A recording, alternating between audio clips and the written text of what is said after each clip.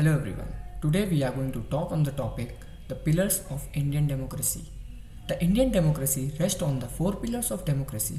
However, we move on to explain what they are all about. It makes sense to understand a bit about the Indian democracy. Indian democracy is one of the most respected ones around the globe.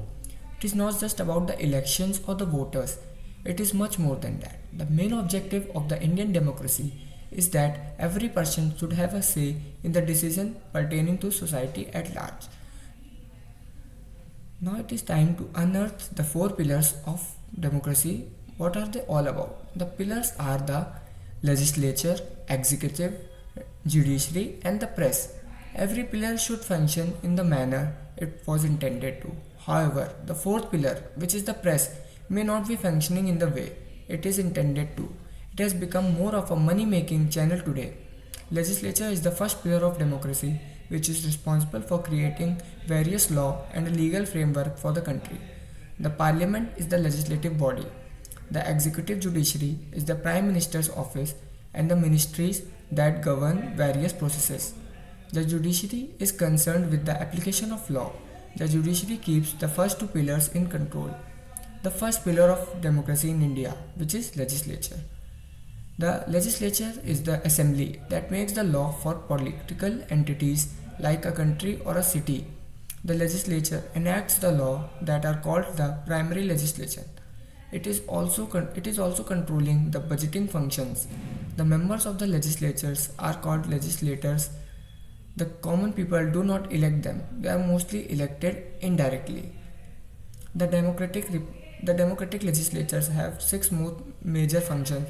They are authorizing expenditure, representation, deliberation, legislation, making governments, and oversight. Representation is one of the major functions of the legislature. Furthermore, there are many ways in which representation can be achieved.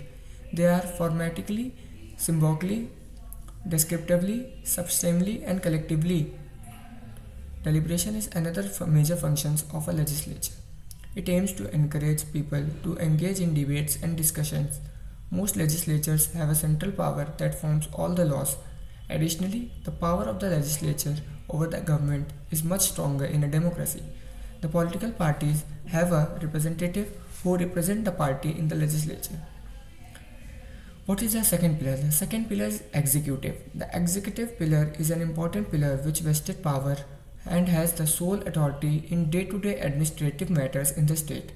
The executive body consists of the president, vice president, prime minister, cabinet minister, secretaries, and civil services. The executive power lies with the President of India. He has all the constitutional powers that he exercises through his cabinet of officers.